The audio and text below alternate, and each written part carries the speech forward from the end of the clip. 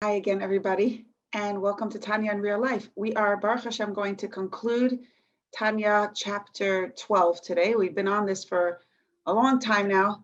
And today, actually, we're doing very little text, but it's such an important piece. And that's why we made it into a class of its own. So I just want to quickly refresh our memories. We've been learning about the beynoni and how to show up as a beynoni. The first strategy is shame, Russia, afilu rega echad kol yamav. All change begins with changing how we see ourselves. A beynoni sees himself or herself as a person who will never contradict, deny, or ignore Hashem's presence. A beynoni makes that commitment.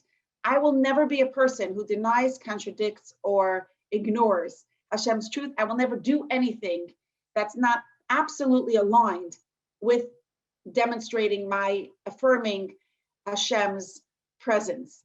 And with that, a beynoni then follows through.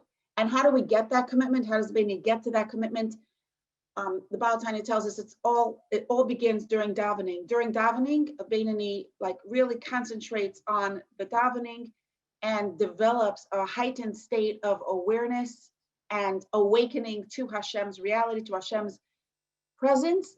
And we develop clarity in our minds. And this clarity in our minds about Hashem's awesomeness and about our own selves impacts our behavior throughout the day, even after the day is over. That's one of the most biggest tools that a beynoni has, is to daven. During davening, we develop that clarity in our mind, which then, and while we're davening, the Yetzer Hara, the Nefesh HaBahamis is not bothering, in the same way. It gets weakened. But after davening, it's as if in terms of the inside struggle, it's as if the beynoni never davened. And yet, a beynoni is still protected by the davening because the commitment has a residual effect on the mind. The davening has a residual effect on the mind, leaving a certain sense of clarity and commitment, like a red alarm that goes off with more accuracy, with more clarity when we digress from the truth. We become more aware when we slip into a lack of awareness. In other words, we become aware when we're losing our awareness. I don't know if I shared this before, but I am thinking of the story of Rebbetzin Kaplan from Tzfas shared a very special incident and experience and insight that happened with her. And I want to take this opportunity to share it with you because it relates very much to what we're talking about. She said that she was in a grocery store in Tzfas, and where she lives. And the store owner gave her $1 from the Rebbe. The store owner had found this $1 from the Rebbe that belonged really to her. And so he gave it to her and said, I found this is yours.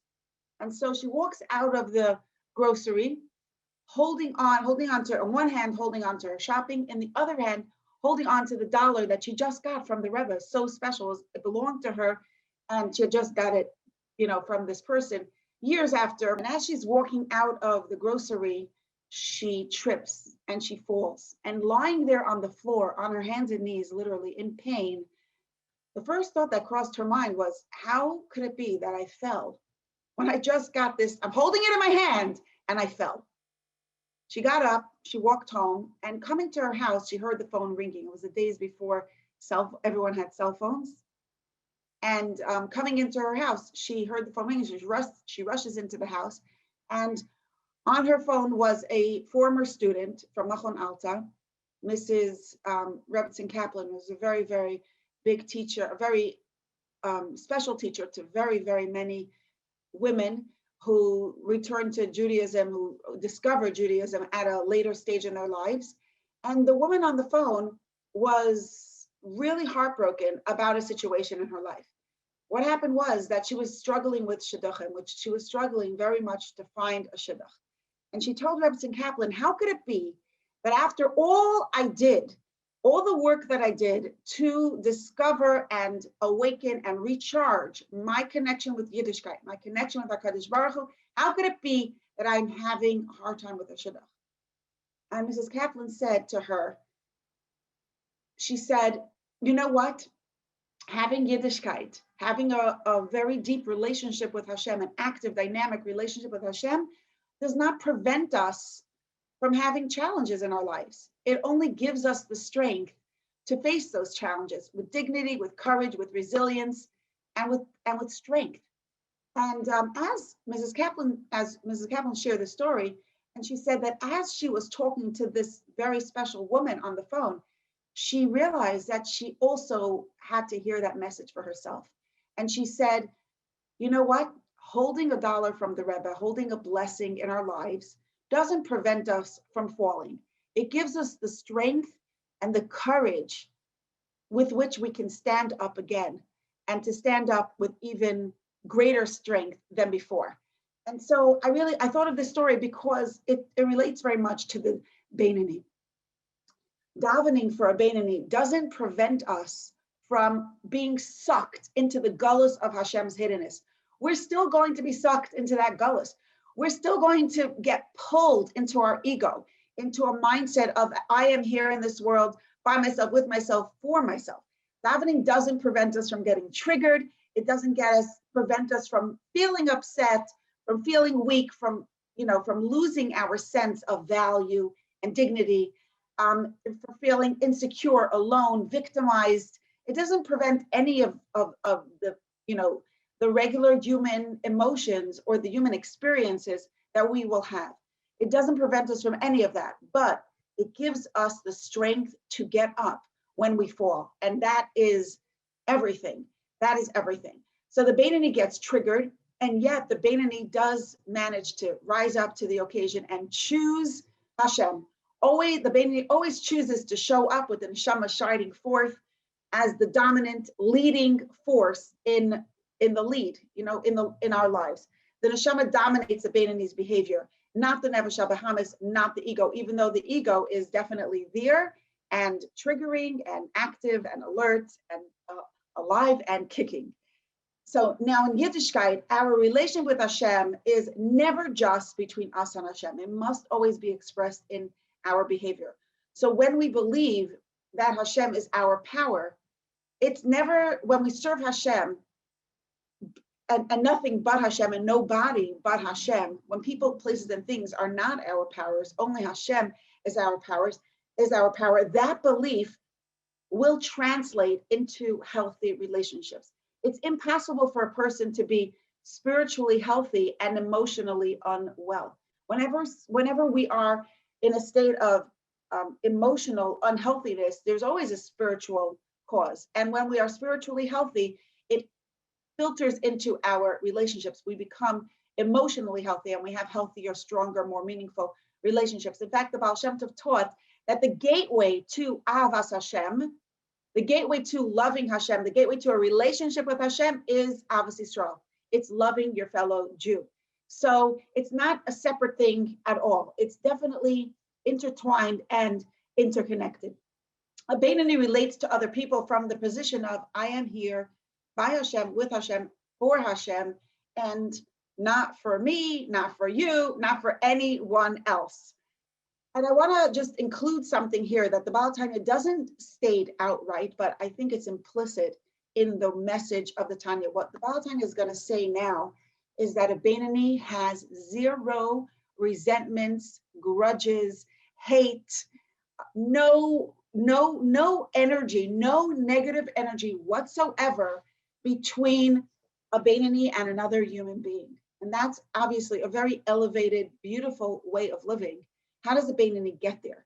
How do we actually, what's the logic behind it? At the end of the Baal Tanya's words describing this, the relationship status between a beynoni and other people, how a beynoni, the minute a beynoni becomes aware that there's a sense of resentment and anger and of jealousy or any of the toxic emotions that we experience around other people, a beynoni,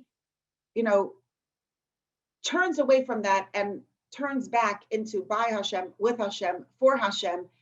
But how does the beynoni do that? The Baal Tanya gives an example of Yosef HaTzadik, but I'm getting ahead of myself. I want to backtrack a little bit.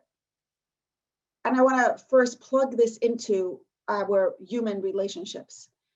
Years ago, I was doing a marriage course, And I read many letters of the Rebbe that the Rebbe wrote to people involving shalom bayis. And the Rebbe, if I could summarize much of the advice that the Rebbe gave to people, the advice was, be kind. Be kind. And if that's not working for you, be kinder.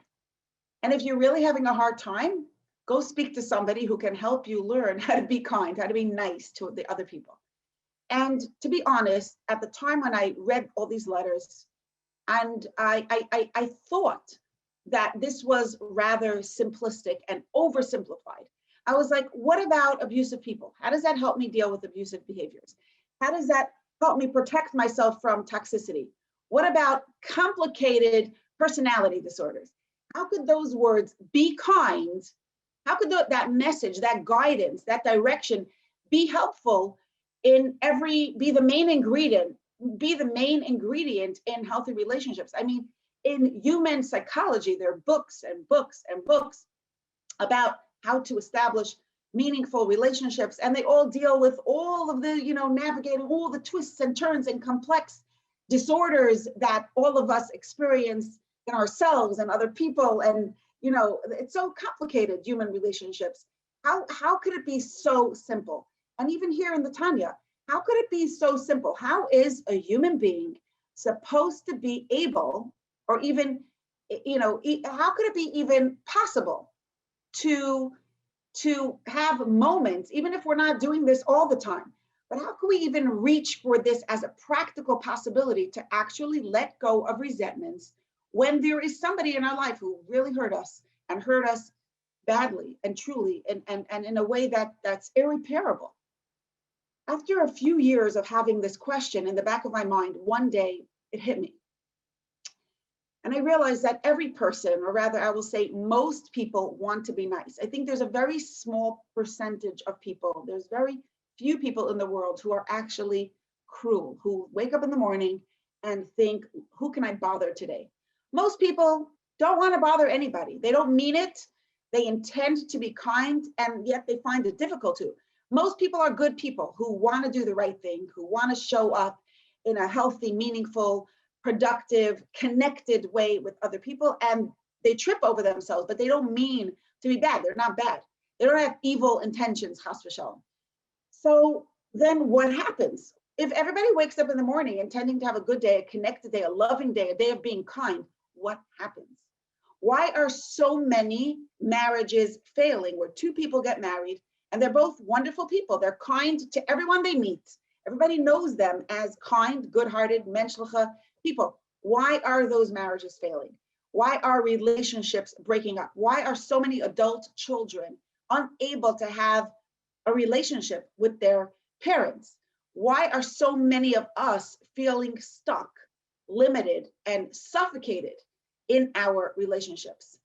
And at the risk of oversimplifying this, and I know there's always, but here, I hope you hear me out on this, and breathe if you're feeling triggered, okay? Because I hope to explain this in a way that it could resonate with you. I think that until we own ourselves, we see ourselves and our behaviors as victims of other people's choices. Until we really own our dignity and our true self, we see ourselves as backseat riders in relation to other people's choices. And I'll explain to you what that means. It's like, I want to be nice, but hey, that person's nasty. So what am I supposed to do? I'm stuck. I can't be nice if they're not nice, right? I cannot be me in that relationship because that person, right? That person's behavior is the reason why I can't be me.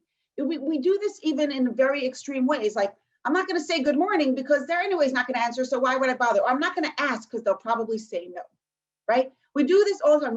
We direct our behaviors based on how other people will react or respond instead of, I want to be nice because I am a nice person, because Hashem wants me to be nice, not for any other reason.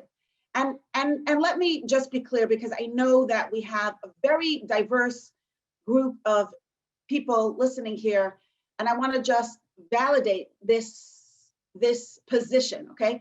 When you are in a position of weakness, for whatever reason, for the upbringing that you had, when you don't have, or traumatic experiences that you suffered, that that you endured, and because of that, you do not have a sense of self. When we do not have a sense of self, when we really feel that we are in this world by ourselves, with ourselves, for ourselves, and we are limited to our own version of ourselves, a version that has been influenced by abuse, by ridicule, by suffering, by belittling, by shaming, by putting down, or if a person suffered from trauma and the true self feels so far, so distant, I cannot access that beautiful self.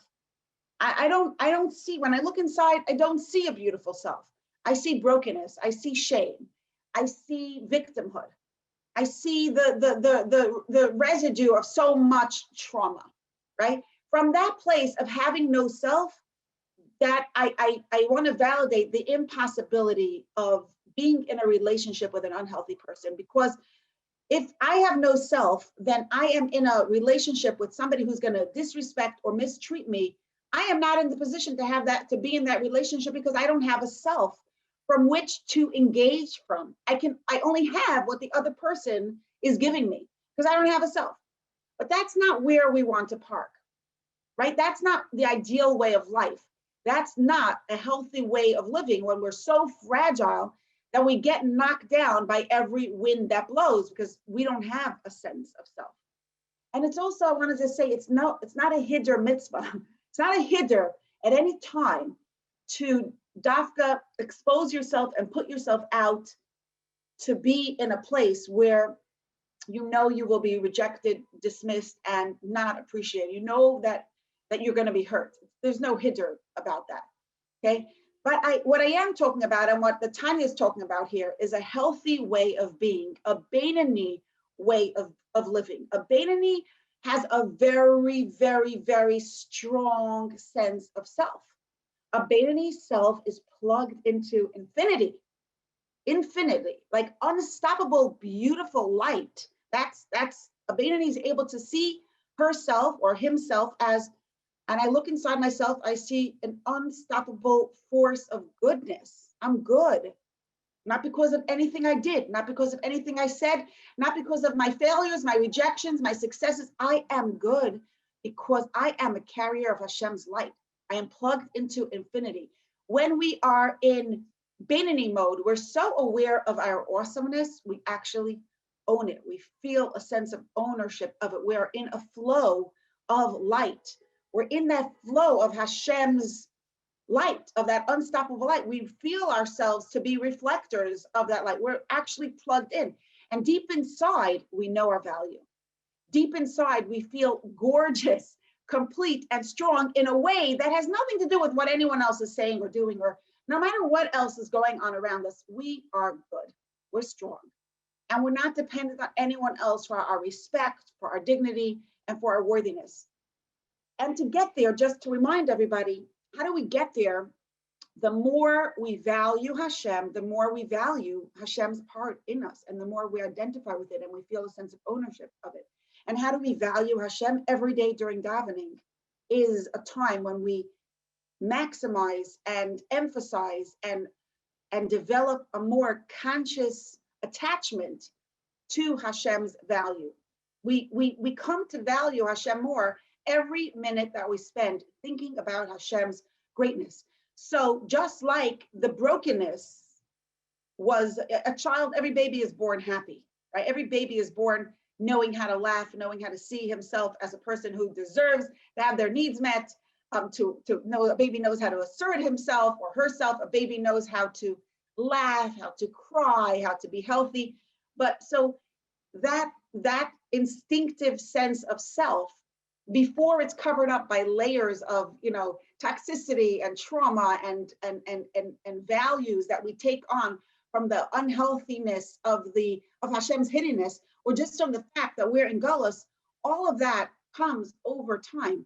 And just like it came over time, it could be chipped away over time. And because light is so much more powerful, infinitely, exponentially, I should say at least, more powerful than darkness, we don't have to, if I'm 27 years old, I don't have to work on valuing Hashem for 27 years. It won't happen in 27 minutes or in 27 hours, and maybe not even in 27 days, but definitely within 27 days, I'll already have chipped through a layer of darkness and be able to a little bit embrace the light of my awesome self, of my neshama. So that's the work. Davening, thinking about Hashem's awesomeness, in a personalized way, in a way that applies all the work that we've been talking about all along in the workshops, in the Tanya series. And there's no shortcuts to that. We got to do it. We got to do it. And when we do it, we get there. It's a fail-proof path, proven since the time of the Baal Tanya. Now, what happens when we don't own our value? What happens when we don't have that access, when we're not plugged into infinity? When we are so limited and broken inside that we need our relationships to fill us up. Whenever we're feeling empty, when we're not full of Hashem's light, we come to our relationships as needy individuals, needy for other people's approval, validation, and acceptance. We don't belong unless other people allow us to belong. We don't fit in until other people tell us that we don't. We don't feel validated. We don't even have a license to exist unless other people give it to us. We come to our relationships looking to fill up our tank. And when our tanks fill up, we feel good and we could be nice because I have what to give you. I feel, in the secular world, there's a lot of talk about, you have to fill up your tank and then you can give. You have to fill up your tank with other love, with other people, take care of yourself and then you can give. But then there's something, I believe that when we don't have a connection with our true self, with our neshama, your tank has a bottomless pit. You could put in all the love, you could put in all the self-care, but there's a hole there. And there's no tank. Your tank can never get filled up. Your tank will easily get depleted. Our tank will easily get depleted. And when that happens, and especially when it happens and we're standing next to somebody else who happens not to have been actively filling our tank, right? We feel resentful and lost. We feel stuck, okay? We cannot in that space show up and be kind. We cannot show up as our best self. For a beynoni's love tank is always full because a beynoni's tank automatically refills itself. I once read about an experiment.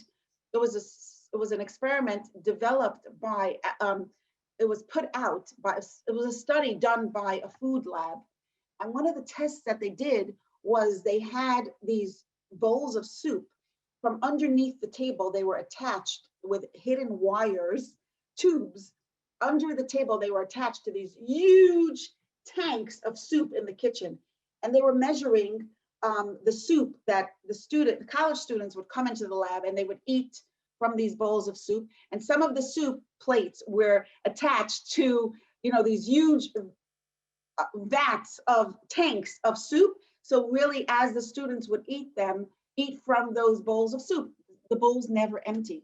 No, the bowls never got empty. So they never were able to see if the students were never able to see how much they were eating actually. And then there were they compared how much they ate to people who had no hidden tubes attached underneath. And actually the people who had those tubes and their bowls were constantly full, they never felt full because there was always more to eat.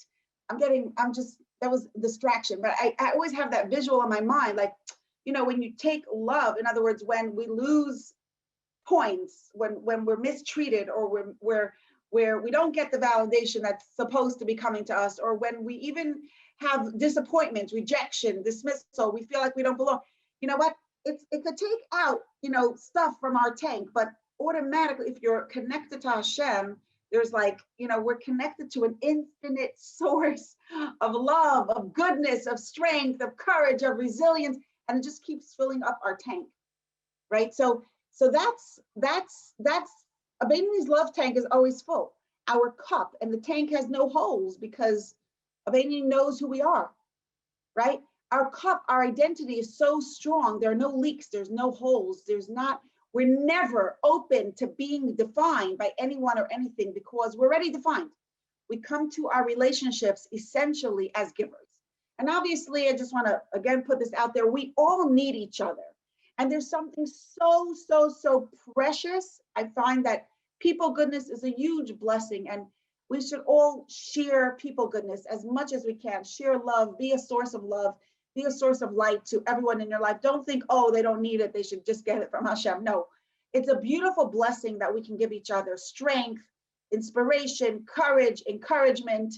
And that's a beautiful blessing. Okay? People goodness is a beautiful blessing. But a beynoni is never dependent on people goodness. As a beynoni, we appreciate people goodness, but we're not dependent on it. We come to every relationship already full. Your approval of me doesn't give me approval, doesn't give me my approval. It reminds me that I already am approved. It's another layer. It's not who I am. It's a nice cherry on the top of a cake that's already there. I'm already approved. I'm already defined. I'm already wonderful. It's not even a cherry on the cake. It's somebody else noticing the cherry on the cake. You know what I mean? It's not contributing to who I am. It's just making me feel a sense of goodness for who I am. It doesn't change me at all. I'm already wonderful. Each of us is already wonderful. And from that place, we can give other people unconditional love because we are unconditionally loved, because we love ourselves unconditionally. If I like myself, I could like you. I am, whether or not you behave or you don't behave, I like myself, I could like you. I'm happy when you like me, but I don't need you to like me in order that I should be able to like myself. Very big difference. Okay, I don't need you to like me in order for me to like myself. I'm good. If you like me, I'm happy because we could share the journey of life. We could hold hands as we walk down the road together, metaphorically speaking, obviously, you know. But okay, we don't desperately need someone to like us because we already like ourselves. But what happens when we do not have this strong sense of self? What happens when we're really broken inside? When we're broken inside, we're open to being defined by anything and anyone that happens. And then we are like a house that's built out of plastic cups. You know what a house looks like when it's built out of plastic cups? It's like a pyramid, you know, based on nothing. I'll never forget once when we were kids, we took an entire case of cups, entire case, hundreds and hundreds of cups, and built a huge pyramid out of it. And in 1 second, we were able to just like that, come down. Okay, because it's made out of cups, it could come down like nothing.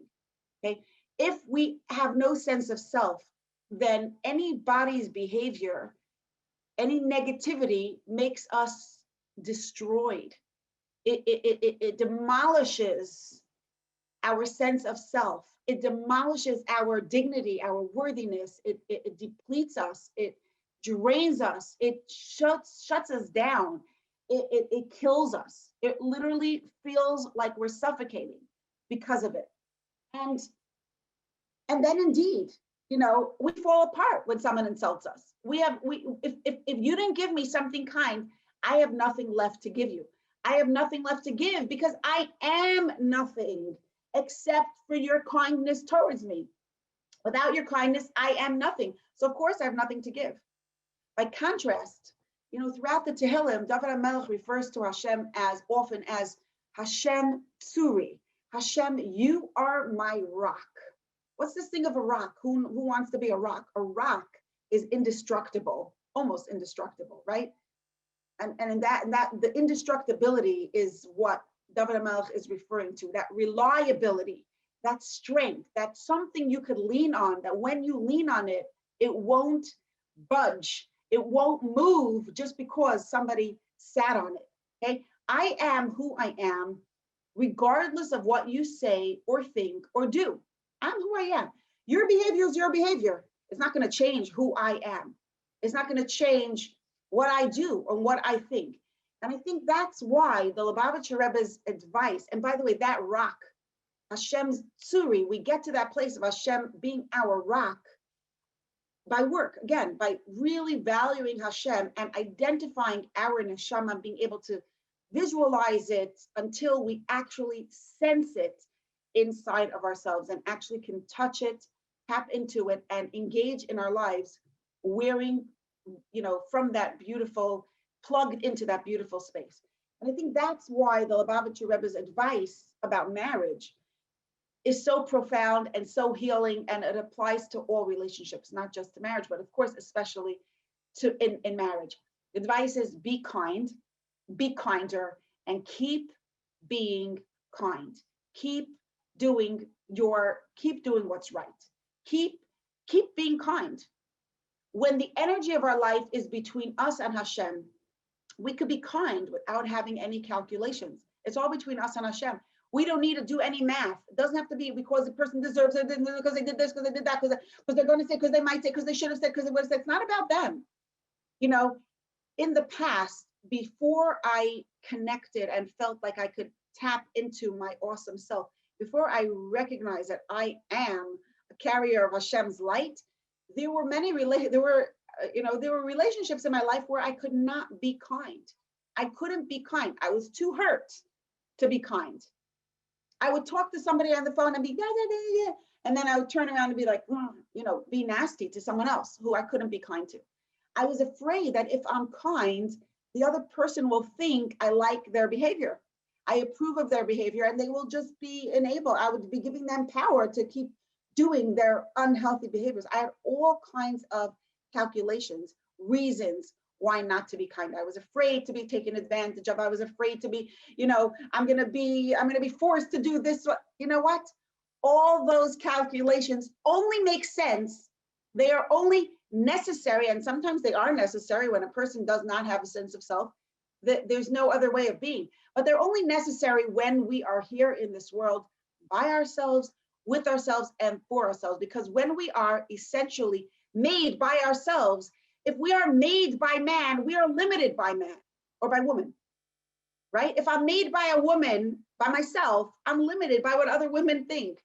If I'm made by a human being, myself, in other words, if I am only who I think I am, or if I am only the sum total of my experiences or what people told me, or my successes, my failures, my rejection, my abuse, my toxicity, and all that, if I'm the sum total of all of that limited human stuff, situations and circumstances, then I will always be limited by circumstances, by conditions, and ultimately by other people.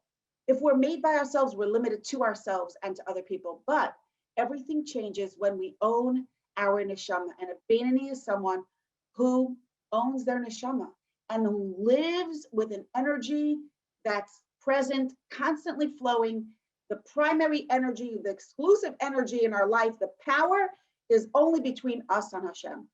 When we realize that we are awesome, when we own our awesomeness, when we own our divine, our chelik elika mimal mamish, our actual part of Hashem that's within us, when we realize that we are deep inside, not cognitively, when we feel in our bones, when we experience this on a deep level, that we are designed, defined, empowered by Melech, Malchei HaMelachim, HaKadosh Baruch Hu, the King of all kings, Hashem himself.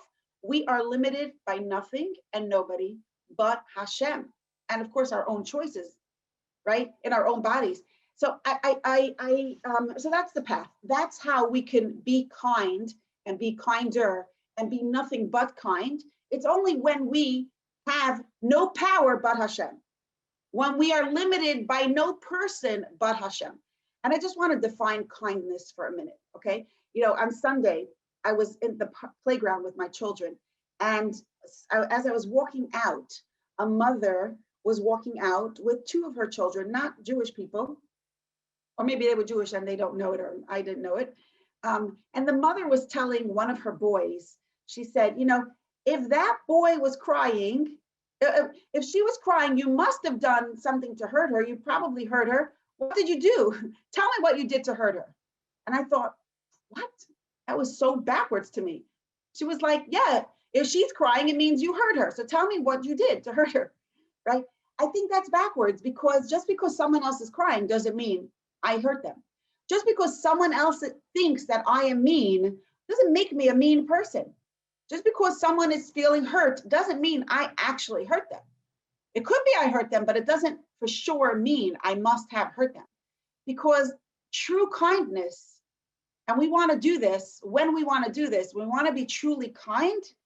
The only barometer for our kindness can be Hashem's perception of us, not anybody else's. If we start judging our level of kindness by what other people think is kind, that's not having Hashem as our power. That's having other people as our power. So kindness means being kind in the eyes of Hashem. It doesn't mean do whatever the other person wants. It doesn't mean agree to everything you're ever asked to do. It doesn't mean be taken advantage of, be taken for a ride, go do something that you know is not going to succeed, or you're not going to, it's not your, you don't have to become every person's shlak shamish and everyone's garbage can. Not at all. That's not, that doesn't mean, that's not kindness. That's people pleasing. That's trying to make everybody like you so that eventually you might come to like yourself. It doesn't work. It backfires. True kindness is defined between us and Hashem. That's truly kindness. Our measuring stick for kindness as a beynoni is not going to be what other people think of us, or what other people say or want from us, or what they expect of us, and how we fail them, and how miserably we fail them. It's never going to be how other people think of us, the labels that they give us, the definitions that they throw in us, or how pleased they are with us. I'm not saying it's a mitzvah to make other people annoyed. That's not, but you can't make other people the definition of if you are kind or not. Our measuring stick for kindness is that we can stand before Hashem in absolute, perfect honesty and say, Hashem, I really did my best, and even more than my best. I tried hard. Okay, I made choices. I juggled. Couldn't do everything. I did what I could. Right? I tried to do what I could. We don't have any guilt about what we couldn't do because we are honest with ourselves and we are honest with Hashem, and there's no other voices that have any credence. The only voice that has credence is the voice of Hashem. And in our honesty before Hashem, we could say, I tried my best. We don't have to feel guilty. Obviously, we feel sad if we couldn't help every person in the world, because of course we should feel sad because other people are sad. And we have to feel pain by other people's pain if we care. But in terms of judging ourselves, you're not kind if your kindness is based on, can I show up in full honesty? Can I stand before Hashem in all honesty and say, I tried?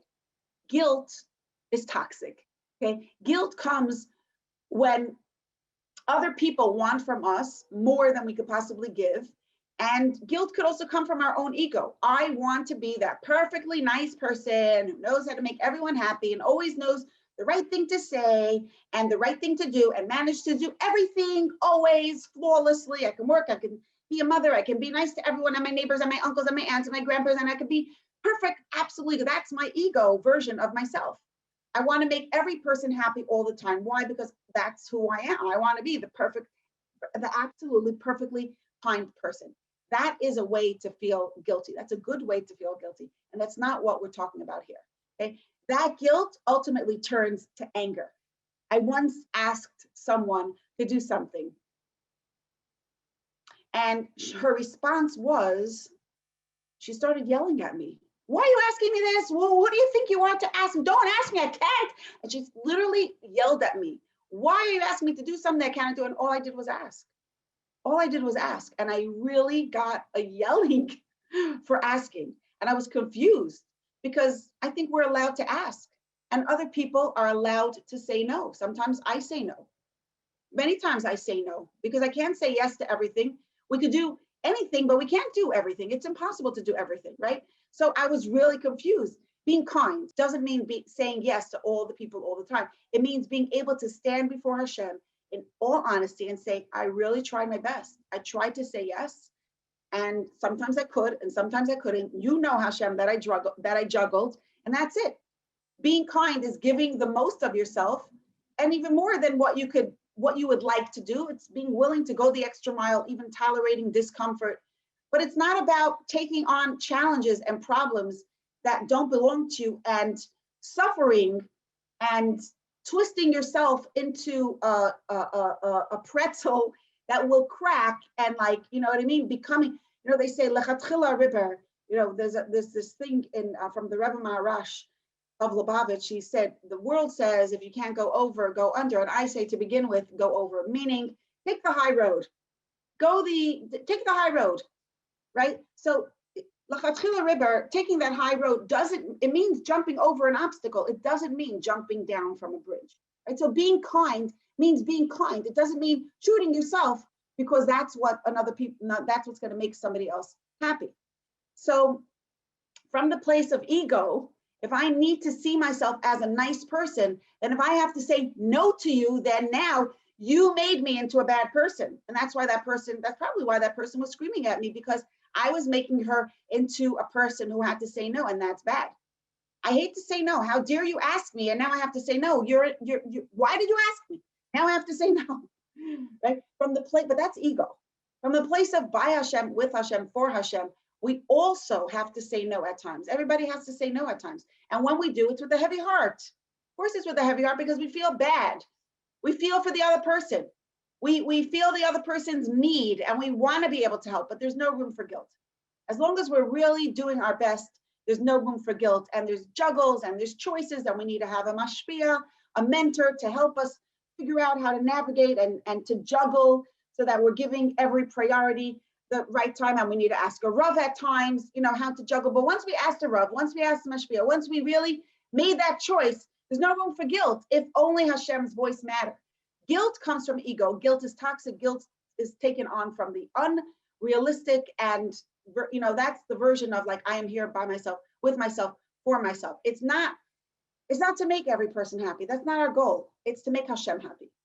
Imagine if we could relate to our husbands without any calculations of what they do right or wrong. Imagine if we could show up with kindness for no reason other than we want to be kind. We want to do right in Hashem's eyes, because that is what Hashem wants of us. So many times, imagine if we could show up that way to our children, right? They misbehave. They do all kinds of things. And when there's adult children, it's harder to recognize that they're still children. Imagine if we could show up with kindness to every relationship, even to those people who are suffering, and in their suffering, they get angry at you for asking a question. Or people who are suffering and they don't know how to be kind. They don't know how to reciprocate. They do not know how to love. How do we imagine if we could show up? I feel like what often happens in a marriage or in some relationships is one person is in a bad mood, one person is upset. So they don't show up with kindness, right? What happens to the other person? The other person feels resentful. What do you mean? This is how you talk to me? This is how you relate? This is what you say? This is what you do? No. And they carry that resentment and they relate from the place of that resentment. And then the other person feels that resentment and stays stuck in it and reciprocates. And that's how you could have two wonderful, caring people who will be really not nice to each other. And they're both wonderful, caring people, but they get into spins and long spins. A little thing becomes a spin of toxicity and resentment and negativity that is so difficult to break out of. And what happened? Nothing happened. Nothing happened. Two wonderful people just decided that they cannot be nice to the other person because that has nothing to, because once there's a because, it's already a problem. Once there's a because, there's already a problem. Because I was hurt, because I was offended, because I didn't get what I need or what I wanted or what I expected. All the becauses are the same thing. There's a because. Okay, I'm not saying I could hear I see some of your faces and I hear what the unspoken pushback is like. Are you saying we should tolerate abuse and perpetuate abusive behaviors? Absolutely not. Okay, I'm not saying that, but I am saying that if we want to be a beynoni, then another person's behavior is never going to be the reason for our behavior. The other person's behavior, we might have a decision to make, but the other person's behavior should be a reason for my behavior? No. The only reason for my behavior is Hashem wants, Hashem doesn't want. That's the only reason that talks to me. That's the only voice that has credence. Why? Because that's who my boss is. That's who my power is. The Kotzker Rebbe very famously said, and you've heard this before, I'm sure, If I am I because I am I, and you are you because, no. If I am I because you are you, and you are you because I am I, then I am not I, and you are not you, right? But if I am I because I am I, you are you because you are you, then, then we could have, I think the end, I don't know, but then we can have a healthy relationship, something like that, right? And I would put a twist on this and say, if my behavior is a result of your behavior, and your behavior is a result of my behavior, then we are both nothing but victims of circumstances. And we're not victims of circumstances. We are carriers of Hashem's light. The only reason for my behavior is my choice. And my choice is going to be dependent on Hashem's voice. Your behavior is your business. It's got nothing to do with me. You are accountable to Hashem and only to Hashem. And I'm not, and that doesn't mean I like it. That doesn't mean I validate it. That doesn't mean I allow it. That doesn't mean I buy into it. That doesn't mean anything. Doesn't mean I have to obey you. My choices are dependent on Hashem's voice. And my choice is always mine. That's the only reason for my choice is me. It's never going to be about somebody else's behavior. Okay, so with that, let's jump into the text of the Tanya. It's Tanya chapter 12, Parakut Beis, the end. And I know that many of you don't have the text because I usually have notes, and today we do not have notes, so I'm just going to read the last couple of lines. As soon as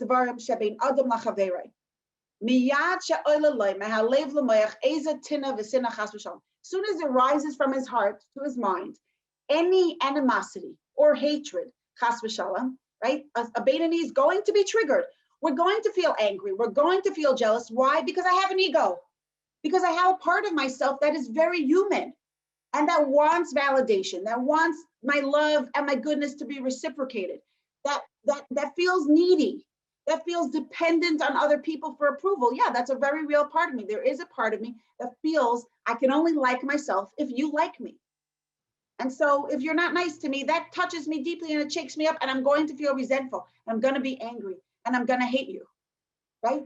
A beynoni will have those thoughts, but what happens when a beynoni has those thoughts?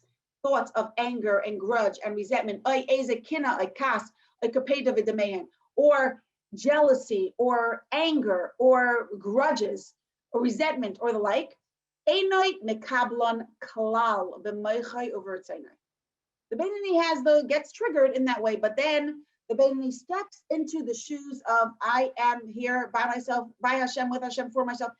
Bittul, carrier of Hashem's light, powered by Hashem, designed by Hashem. And from that place, I don't do grudges. I don't smoke. I don't do grudges. I don't accept these things into this is going to be part of my human experience because I'm a human. It's not going to be part of my behavior. I'm not going to entertain these thoughts. I'm not going to marinate in them because they will suck the life out of me. Instead, I will plug into my infinity. I will plug into my divine light. I will plug into my neshama. And from that place, I could, the Baal Tanya says, with that clarity in my mind, I will dominate and rule over that spirit, over those triggers. I will regulate myself. I'll come back to myself. I will calm down. I'll breathe in my dignity and breathe out a sense of calm. And I will do the exact opposite of the resentment and jealousy. Not only does the beynoni let go of that resentment, but from that place, we can actually be kind even when the person doesn't deserve it. To relate to the other person with kindness, as opposed to the judgment and the hatred and the jealousy. No, I could be kind to you without any calculations, without any because, just for Hashem's, because that's what Hashem wants me to do. And to display an abundance of affection more than the other person deserves, tolerating him, no matter what he did, even to the extreme. Not to get angry, not to give him back what he deserves. Or if the Baal Tanya already told us that that we're not doing anything, we're doing kindness, why does Baal Tanya have to go back and say, and not to give him back by what he deserves? Because sometimes, the people that say, I don't get angry, I get even, right? Sometimes even halachically, we're allowed to get back at a person. We're allowed to hurt somebody else. Al Pidin. And here the Baal Tanya says, we're not going to take revenge. Okay, even when Torah allows you to take revenge, you want to be a beynoni, you want to take the high road, you want to recognize that everything that happens in your life is between you and Hashem, and only between you and Hashem. There's no space for revenge. Take people who are guilty of hurting you, guilty of being nasty, of being unhealthy, and just be kind anyway. Be kind anyway. Even though a person is guilty, I could do acts of goodness and kindness. As it says in the Zohar, to learn from how Yosef related to his brothers. And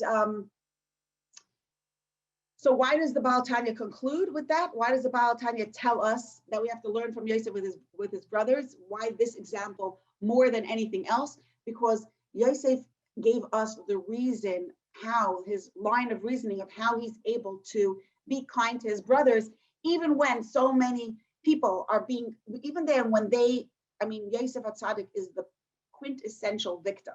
Okay? He was attacked by strong, all the people, powerful people in his life, all his older brothers, strong people, maliciously, with malicious intent. They wanted to kill him, they wanted to hurt him, and then they came up with a better plan to torture him, to cause him suffering, humiliation, distress. You thought you're going to be a king, you're going to be a slave.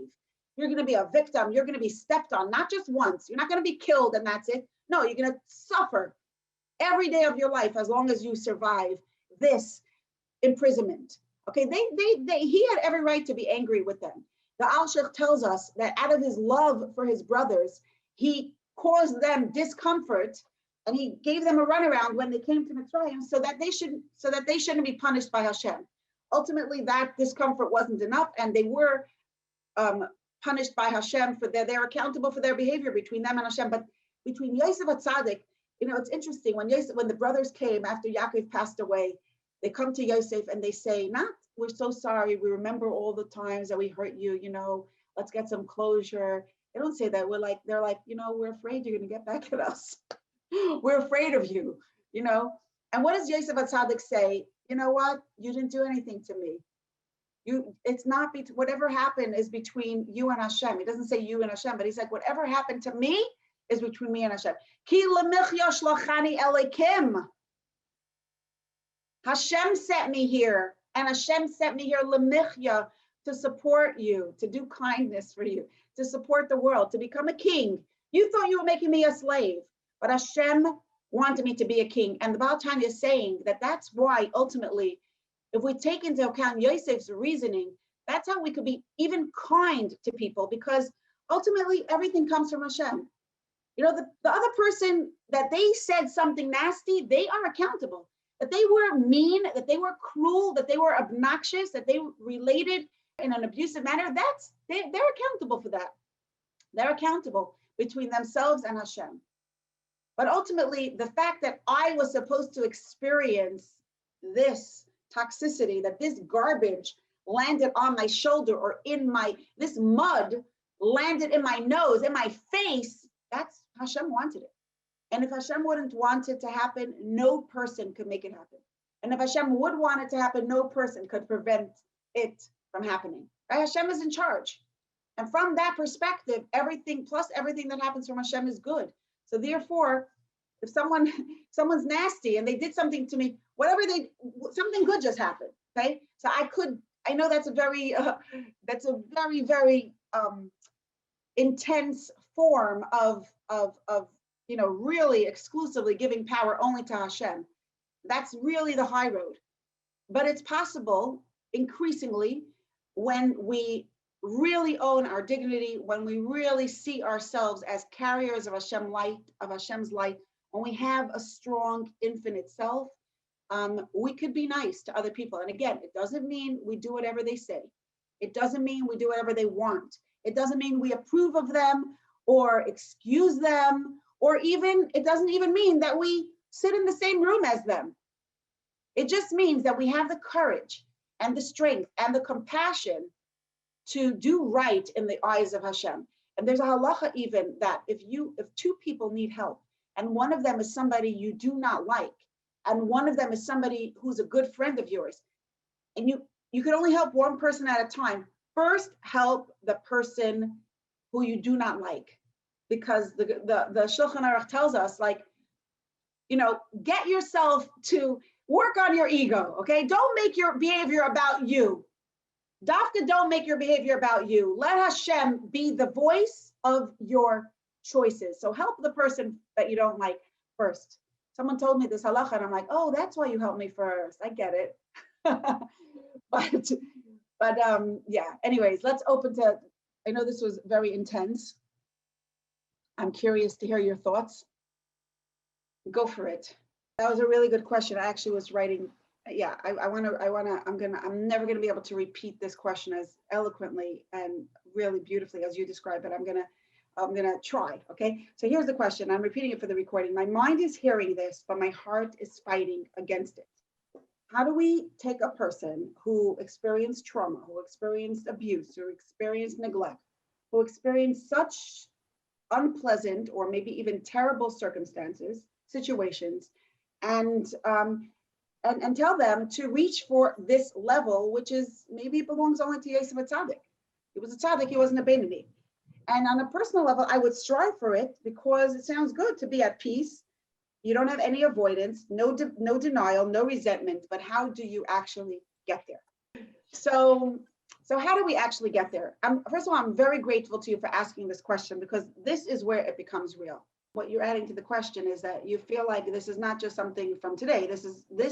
Now we got to the point that was the resistance all along to all of this work, that how could you really deny, almost, it seems like we're denying the existential fact of inner hurt, of wounds, of actual hurt that is present in my psyche, in my body, in my past. It is real. How could we just deny it? Or how could we just make it as if it's not there? So here's the thing. I think the journey to becoming a beynoni is the journey to healing. Okay, being a beynoni means spiritually healthy, emotionally healthy.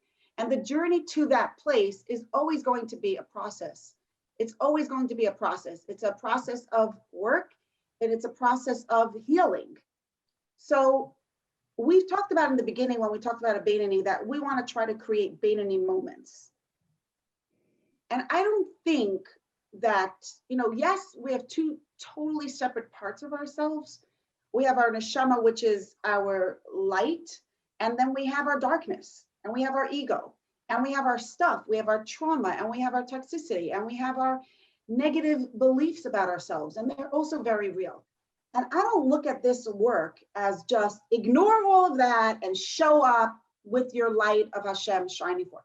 The way I look at this work is that we want to really let Hashem's light be a healing force directly applied to our wounds, to our trauma, to our brokenness, to all that space that really, really needs healing. So to say that, okay, wake up one morning and forget about resentment and never be resentful and never be angry at anyone, you know what? That's unrealistic. I'm so grateful to bring up this question because it allows us to clarify. What we're trying to do is bring in a little bit of healing so that we let go a little bit. From my experience, I feel like everyone's brokenness, everyone's trauma, everyone's insecurity, and self-destructive beliefs and self-hating beliefs, it's not a thing that, like, it's not a ball that you pick it up and you take it out and it's done. Okay, it's layers and layers and layers and layers and layers and layers. And to me, this work is about absorbing Hashem's light and letting Hashem's light melt away one little layer, one little inch. Let Hashem's light heal a little bit of the brokenness. Let it make a little bit of a difference. And that's why I always talk about, take this very experience, forget about the past for a minute. Take this experience. Now, I remember feeling very hurt by a person who I really liked, okay? And I was asking myself, and it was already when I was doing this work, I was trying to be the beynoni, so to speak, all right? I was trying to really own my neshama and engage in my life from that place. So I had developed the sensitivity to like, hey, why are you getting so bent out of shape? Just somebody was obnoxious. Okay, so she was obnoxious. And when I asked myself that question, I asked myself it in nicer words. After I said it in nasty words, I'm like, okay, Shterna, what do you believe about yourself in this moment, in the context of this experience? And I realized that I believed I could not like myself if that person didn't like me. And just realizing that I could not like myself if that person didn't like me inspired me to say, hey, Shterna, maybe you could like yourself. Could you like yourself? And I was like, yeah, actually I could like myself. So from that recognition of awareness, I don't like myself if that other person doesn't like me. I was like, no, actually, wait, let me change that. Actually, I'm consciously choosing to like myself because I am likable. I am likable because of all that I am, because of the truth of who I am. So that was like, 1 inch, it's like a tiny star on a dark night. You know what I mean? Little bit of inch of healing into my big, complicated, twisted ball of insecurity and self-doubts and negative beliefs about myself. 1 little inch. But then if you do it again and you do it again, it's like you untie it and you take off another layer and you take off another layer and you get somewhere. And I'm sure this is the same process in any form of healing in any path of healing. There's no magic. The good thing about this is that we don't have to acquire anything from in other words, I feel like the beauty of this path towards healing is that the minute we embrace Hashem's truth, and most of us are coming from places where we want to anyways believe in Hashem, right? So the minute we really embrace Hashem's truth and we allow ourselves to come to value and to be aware of that and to be aware of who we truly are, it's not something new that we have to create inside of ourselves. It's like, it's a healing that comes from within, even though we're untying and we're applying it to experiences that are very real and very practical, but ultimately it's like unclogging a wellspring that's stuffed up.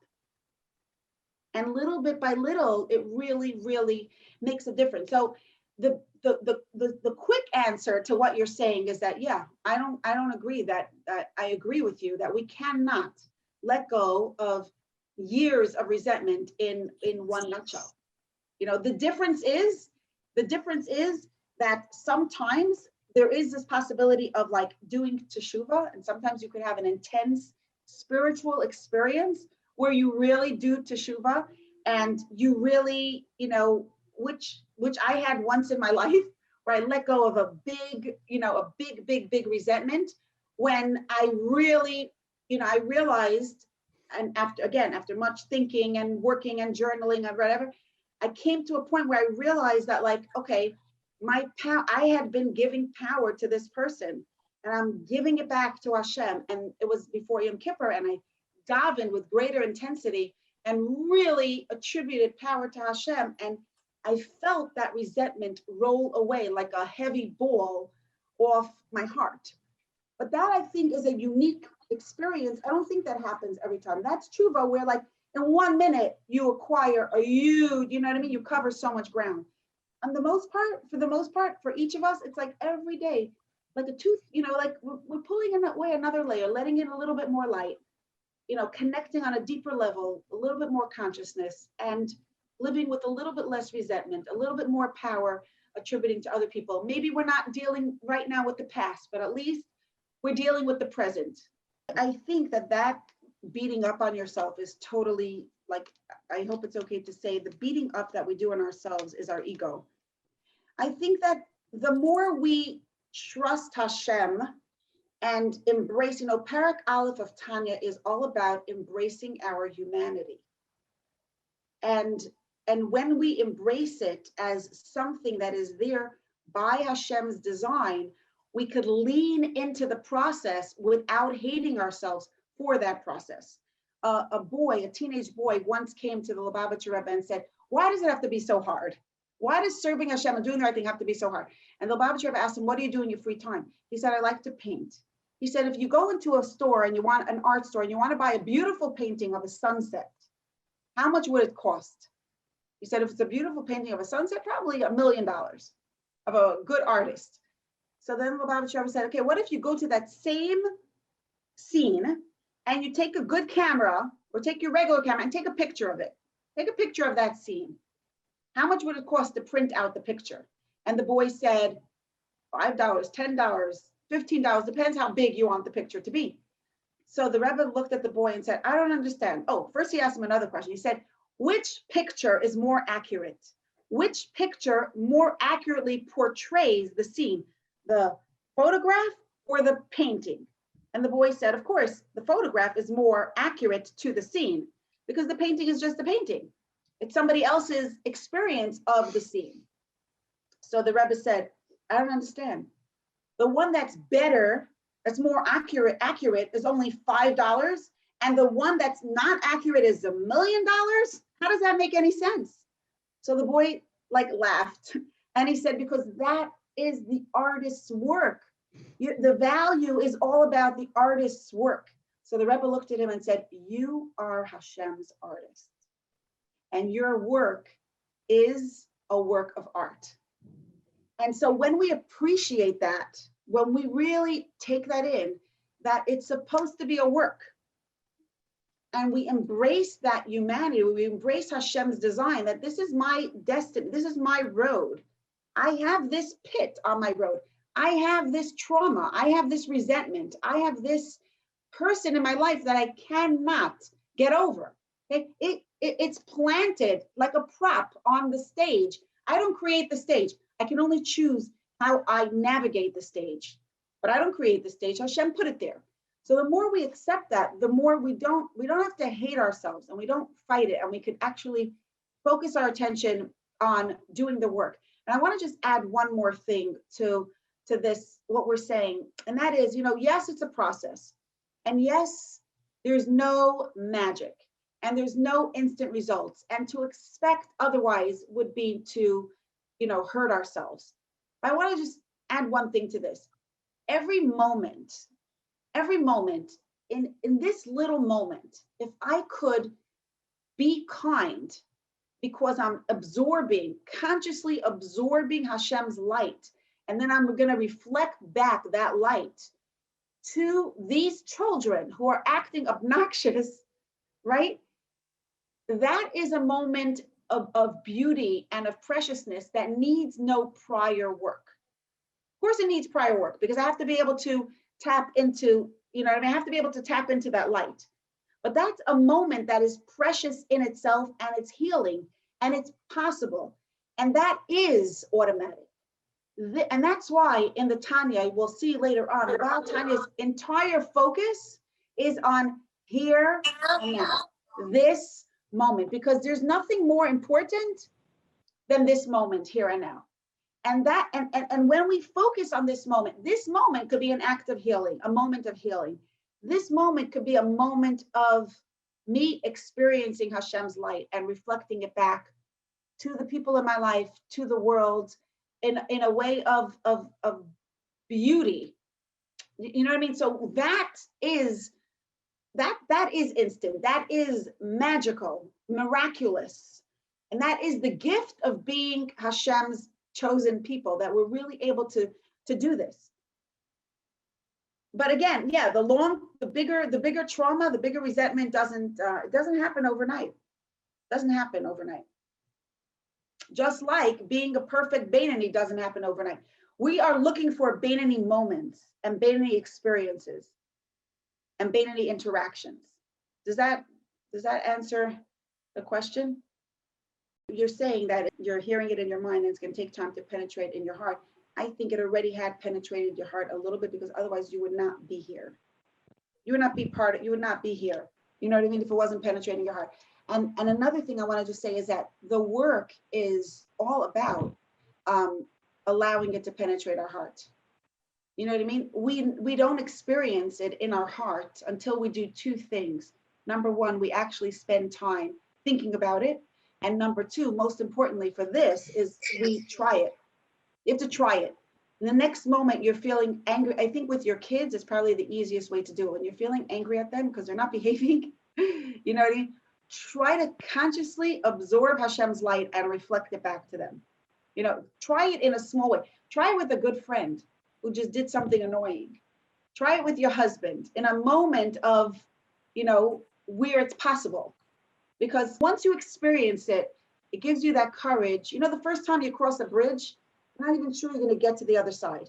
But once you cross the bridge and you got to the other side, then you trust that path, and you're more willing to try it again and to walk it again. And every time you walk that path, it becomes smoother, it becomes easier, it becomes more possible. So the work in the beginning is really, really, it's like, it feels like Kriyas Yamsuf. But, you know, we do that Kriyas, you know, we jump into the sea and Hashem actually splits that ocean for us. It's a gift. Something else popped into my head. I just want to say one other thing. Back to that question from before, which I feel may add clarity. I was just thinking back to my own experiences about being able to let go of resentments. And I think that the more I heal my inner brokenness, the more I could let go of resentments towards other people. I believe that we cannot forgive. I mean, I shouldn't make this as such a strong sentence, you know, such a strong statement, but a very big, I would say it in a different way, is that if I could look inside myself and hold on to that brokenness and let Hashem's love and Hashem's light heal me and make me feel whole, then from that place of wholeness and from my sense of conscious attachment to Hashem, from there I could let go of the resentment to the other person, because until I attach myself to Hashem as a healing force in my life, I will be attached to the other person's hurt and abusive behavior. So I think that it has to come together. And that's why the process is, you know, attach more to Hashem, consciously absorb his light, feel a little bit stronger, feel a little bit strong sense of self, and another layer of resentment will automatically fall to the wayside. You know what I mean? Do that again, you know, absorb that strength more, and another little layer, it will happen. Somebody else wanted to speak, go ahead. How do I hold on to my dignity when I'm struggling with something that is inherently undignified? For example, anxiety. If I fall prey to my anxious thoughts, then that makes me undignified because Hashem doesn't want me to be anxious. So I love this question because I think that so many of us struggle with anxiety, and we also struggle with all kinds of emotions that we don't choose.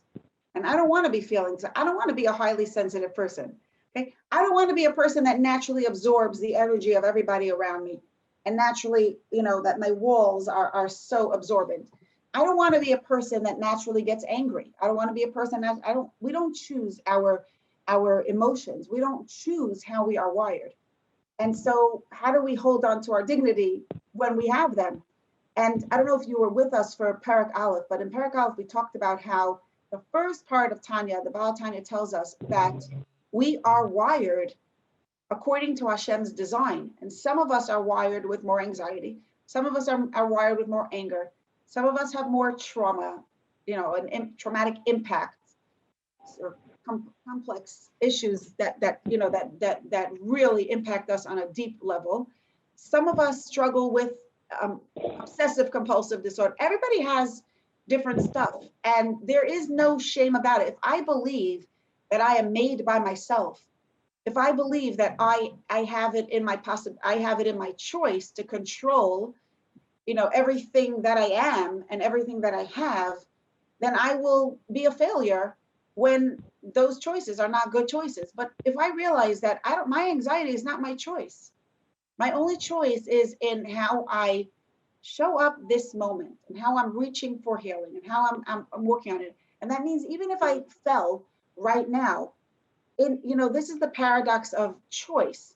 that we always have free choice, but we also have to believe that whatever happened is exactly as Hashem wanted it to happen. And very often the very failure gives us greater strength and gives us greater sensitivity and makes us into kinder, more sensitive, more caring, more understanding, compassionate individuals. So we don't know the reason why Hashem does things, but we know that there is a reason, and we know it's not about us.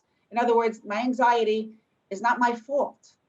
It's not my fault. It's my mission. It's not my shame. I want to tell you something. Having anxiety does not mean you do not have emunah. Okay? Anxiety for many people who have emunah also struggle with anxiety. And actually sometimes people, in Perek Vav in Tanya, we learned that zel u'mazeh asa lakim. That means if somebody is has intense human emotions, for example, intense anxiety, that means they also have a capacity for intense love of Hashem. So sometimes the people who have the most emunah are going to struggle with the most anxiety, and it's not a contradiction. Anxiety is not a sign of lack of emunah. It's a sign that Hashem wants to strengthen. This is where Hashem wants us to let Him make a difference. This is where Hashem wants us to let our positive thinking, or whatever tools that you're using for your anxiety, whatever tools you're using obviously includes Hashem in the picture, right? You have the opportunity to embrace that emunah and embrace that positivity and embrace that healthier way of thinking on a deeper level. A person next door who doesn't struggle with anxiety, it's not that they have more emunah, they might have much less emunah. What you're doing is a very, very deep level of work that somebody who, somebody else might not get to in their entire lifetime. We have to realize that our Yetzer Hara is very smart and very malicious. And one of the most useful tools of the Yetzer Hara is distraction. I forgot who said it, that sadness or shame is not a sin, but what shame can do, no sin can do. He didn't say it with shame. He says it with sadness, but I'm saying it with shame. Shame is not a sin, but what shame can do, no sin can do. When we feel that sense of shame and we give up, then we are like literally like pawns in the hands of the Yetzer Hara. We get so disempowered. We can't do anything. We become dysfunctional. We become so weak, so despair. The impact of that is always worse than the original mistake, than the original failure. So if you could recognize that shame is a strategy of your Yetzer Hara. There's nothing in the world holy about beating yourself up. There's no holiness. There's nothing admirable about feeling ashamed for a mistake or a failure or a rejection or anything like that. There's no holiness in it. One of the Rabbeim, I forgot who, was once eating lakshin in a soup. And it was Lakavat Shabbos Kodesh, so it's obviously every spoonful is elevating the soup and the lakshin to a state of kedusha, right? So he was eating this, and the lakshin kept slipping off the spoon. So at one point he said, the lakshin, about the lakshin, es will sich noch nicht. It doesn't yet want to, right? The lakshin is not yet ready to be elevated to a state of kedusha. Sometimes, Hashem gave each of us, our minds and hearts are the primary domain, the primary space, the city that we are supposed to elevate and transform into a place that is fully aware and conscious of Hashem's presence and of Hashem's goodness, right? Our mind and our heart and our inner psyche, that's the domain. That's where we're supposed to transform into a place that knows Hashem with absolute clarity. So what happens when we fail? Okay, so that inch wasn't yet ready. That deluction is will sich noch nicht. It wasn't yet the time. Everything has to happen in Hashem's time. It wasn't yet the time. Doesn't mean I'm a bad person. Obviously, we can't use our failures. We can't become complacent, and we can't let go of the power of our choice. But at the same time, we do have to accept Hashem's plan and say, it wasn't the time for this inch in my heart to be transformed. We got to accept Hashem's plan as part of our work. For people who are struggling with anxieties, for people who are doing mitzvahs, for people who are trying to write a book, or people who are, trying to lose weight, all in the name of, Kedusha, all in the name of serving Hashem in stronger health and with greater light. Everyone has failures and setbacks, and we all make mistakes and we miss opportunities. And the one thing we want to take from all of that is to show up this moment with greater strength, greater energy, greater motivation, and a greater sense of connection. And the minute we buy into the Yetzer Hara's toxic formula, the poisonous formula, we've got to know shame is poison. Guilt is poison. It's 100%. When you feel shame creeping up into your heart, say, hello, Yetzer Hara. How's your day going? That's it. Totally the Yetzer Hara. Does Hashem's dignity leave us when we act in an undignified way? Absolutely not. That's like saying, does the sun stop shining when I pull down my window shade? The sun is shining because the sun shines. Hashem is within us, shining brightly, no matter what we say or do. The only question that we have by our choice is how much we're experiencing that light. But I think that that's really for a mitzvah. If I am trying and I'm working on my anxiety and I just had a failure because I'm trying to swim and the waves were just too strong, guess what? Guess who made the waves? Hashem. He knows how hard it is. He knows how hard I'm working. And he appreciates my effort. In Yiddishkeit, it's never about the process. It's never about the destination. It's always about the process. Hashem made the waves. He made the anxiety. We gotta try our best, but we cannot change Hashem's plan. We cannot change the waves. We can't take them away. Thanks for that question. It's a very beautiful question. Okay, we're gonna wrap up, even though I see there are more people who want to speak, but you know what? Next week, Be'ezus Hashem, we're going to start with more questions. I would appreciate if you could come on at tomorrow, next week, because I just know that this is, it's going to be too intense for anybody to listen to, and I feel like we need to digest. So Be'ezus Hashem, next week, Wednesday, I'm more than happy to start off our learning with questions, but next week we'll go into chapter 13 of Tanya, moving on with the Beinoni, and I'm really, really looking forward to that. And thank you all of you for this wonderful discussion today. It was really meaningful.